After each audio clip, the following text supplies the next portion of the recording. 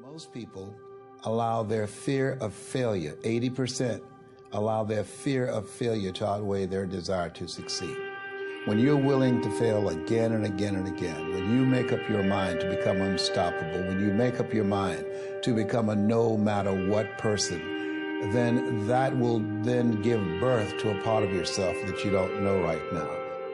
And the question is, if you died today, what dreams, what ideas, what talents, what books, what music, what leadership, what voice will die with you? Will it be easy? No. Will it be challenging? Yes. So you got to prepare yourself. You've got to develop yourself. As long as you're breathing, you got some more work to do. There's something else for you to achieve. Guess what? You're going to make some mistakes. You're going to make a lot of mistakes. What I've come to appreciate when you're working on changing your life, changing some bad habit, getting out of addictive situations or relationships, or working to build a dream or making a difference in our society, it's hard. See, a lot of people, because of failure, they stop believing. Let me share something with you. You will fail your way to success. Yes. 8 out of 10 millionaires have been financially bankrupt. You will fail your way to success. It doesn't matter how many times you fail. It doesn't matter how many times people tell you that you can't do it. It doesn't matter if you don't have a dime in the bank. You will fail your way to success. The challenges that you face, they're going to do their best to take you down. Do not let them. Stand up, dig in, line up those problems and confront them. Face them. Fight. Do not let them bring you down. In fact, let those challenges raise you up. Let them elevate you. Let their demands and their trials make you stronger. Let the adversity you face today turn you into a better person tomorrow. It's not over until I win. Not over till I get through. It's not over till I get over. Not over till I get what I want. Door can't open today, look out. I'm going to come back and take the hinges off. That's how you got to do that. You've got to have that kind of courage, that type of determination. If you want to make it happen, it's you. That you've got to take personal responsibility to make it happen. You may lose a family member, you probably will. Somebody may get cancer. Your business the government might change the rules. They might change things radically that you can't even do anything about it. You might go bankrupt. You might get divorced. I'm not saying anybody will, but no one knows what's going to really happen in your life. Life's full of uncertainty, but here's what you can know. You can decide no matter what happens, you're going to have a great time. If somebody like Viktor Frankl can be locked up in Auschwitz and come out of that and experience finding joy in the middle of Auschwitz, then human beings have a capacity they've undersold themselves on. We think that the outside world determines how we feel. If people have to behave a certain way, if your husband or your wife or your kids or your coworkers or whoever, your boss, has to behave a certain way for you to be happy, and if they don't, you're unhappy, then you're always going to be unhappy, because the more people around you, the more they're going to change that, because they're all human, right? And if you have to be a certain way to be happy, you're going to violate it too. So my invitation is, as great as it is to achieve, more important to enjoy. And if you can enjoy every moment in that state, when you're feeling loving and playful and passionate and curious and awe, you treat other people 100 times better than when you're feeling frustrated, pissed off, overwhelmed, worried, stressed, or feeling sorry for yourself. You're going to be a better parent, you're going to be a better lover, you're going to be a better business person, you're going to have a better life. So my soliloquy is, decide. I realize that to have the level of success that I want to have, it's difficult to spread it out and do multiple things. It takes such a desperate, obsessive focus. You really got to focus with all of your fiber and all of your heart and all of your creativity. There's no easy way around it. No matter how talented you are, your talent is going to fail you if you're not skilled. You know, if you don't study, if you don't work really hard and dedicate yourself to being better every single day, you'll never be able to communicate with people, with your artistry, the way that you want. You're going to have to move ahead in spite of your fear. All right? I've said many times that every major decision in Saddleback's 42-year history that I had to make, I was scared to death to do it. I just did it anyway because I was not going to let fear dominate me. We're going to do the right thing. Never let fear stop you. Courage is not the absence of fear. Courage is moving ahead in spite of your fear. If you're not afraid, you don't need courage. You only have courage when you're scared to death, and you do it anyway. Where does self-confidence come from? And this is the best advice I can give you on that. Not neglecting, first of all, the small daily discipline. Self-confidence really comes from feeling good about yourself. And one of the best ways to feel good about yourself is at the end of the day to know that you poured it on. You did your best. If you conducted a meeting, you did the best you could. If you made a phone call, it was the best phone call you could possibly make. If you wrote a letter, it wasn't a casual letter, it was your best letter. At the end of those kind of days, when you feel good about yourself, self-confidence starts to rise. I'm asking you to stand at the door. I'm asking you, whatever threatens you, threaten it back. Whatever pushes against you, push it back. Whatever wants to overwhelm you like a father, stand up, take control, and do battle with your enemies, wherever you find them. Now here's one more. We must also deal with the enemies within ourselves. Some of the enemies are a lot closer than that. They are within. And I want to give you a list of some of the things to watch out for when you get back home, called enemies within yourself. Here's the first one, indifference.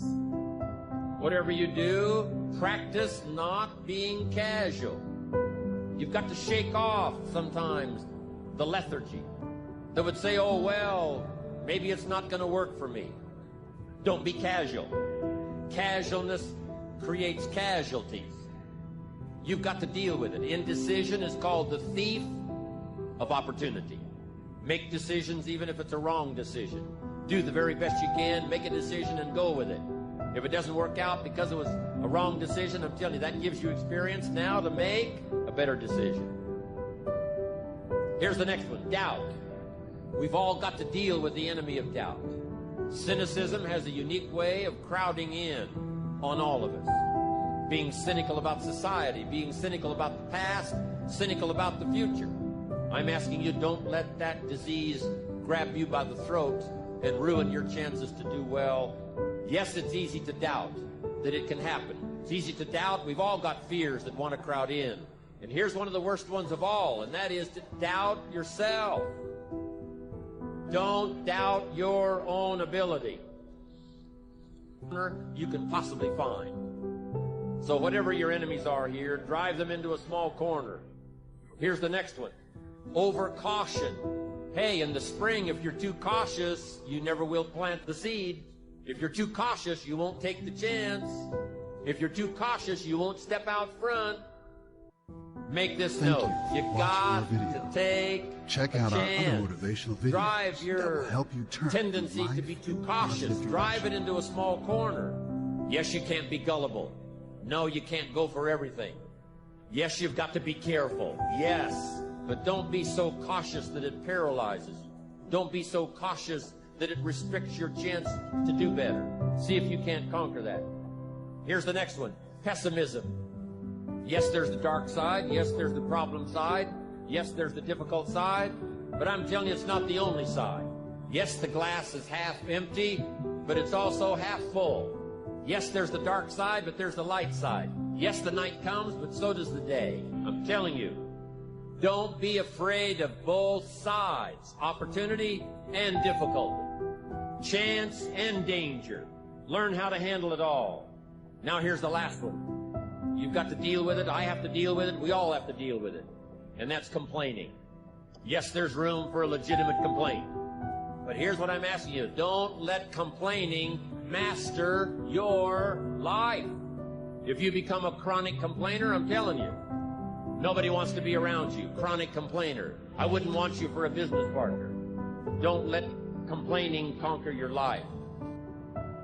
What I would call leadership leanings. They would have a tendency to lean or be gifted in that area, just like somebody's gifted in music or whatever. So I think that starts it, and I think I have that. But then I grew up in a leader's home. In fact, my father is 98, still living. Whoa. And in fact, until 2 years ago, was still working full-time and was a terrific leader. So I grew up in a culture and environment of leadership. And so when I look at myself where I am today, so much of it was caught from not only my father, but I've had great mentors throughout my life. In fact, while we're out here in Los Angeles, every time I come out here, I think of John Wooden, who mentored me for the last probably 11 years of his life. Whoa. And in fact, when you talked about this, sometimes you win, sometimes you learn, he did the foreword on that book. And he just loved the idea of how to get back up after you fail. So when you look at my home background, the leadership experiences that I had, because a person learns to lead by practicing leadership. And at a very early age, I was practicing leadership. And so it all comes together. And then when I began to realize everything rises and falls on leadership, I became really intentional, Tom, of developing my leadership skills. So I can remember, for example, I was probably, I don't know, maybe 26. I heard Earl Nightingale say on a tape that if you had spent 1 hour a day, every day, on one subject for 5 years, you could become an expert on that subject. So I said, wow, I want to become an expert in leadership. So for the next 5 years, I spent an hour every day reading about leadership, talking to leaders, asking leaders questions, practicing leadership, but it really was consistent. And when I started that process, I was thinking 5 years. Earl Nightingale said I could become an expert in 5 years. Okay, wow, leadership expert, hello. And so I kept, I was kind of like doing countdown, 5 years, 4 years, 3 years. I'm thinking I'm Cape Canaveral, okay. But something happened to me about halfway through that 5-year process. Instead of keeping asking myself, how long will it take, how long will it take, how long will it take, one day I began to realize how I was growing as a leader and the change that was happening within me. And I stopped asking the question, how long will it take? And I started asking the question, how far can I go? And everything changed that day. I realized that you can set goals and have 5-year goals, whatever, but I changed from a goal mindset to a growth mindset. And the fact that if I would be intentional in the areas of growth that would have the return and would fit who I was, then I could really be successful and help a lot of people. And that was a kind of a shift for me. And so when I wrote my first leadership book, I thought I would write one leadership book and I'd be done. I didn't think 100 books later. I had a lady the other day said, "You've written more books than I've ever read in my life." You know what I mean? But I didn't have any intention to write a lot of books. But growth allows you to continue to expand yourself and your world until there's just, so much more that you know and so much more that you want to share. So, my journey has been really one of understanding that if I every day intentionally grow, the question is just how far can I go? And I don't know that answer. I'm still growing. I'm still moving towards that finish line.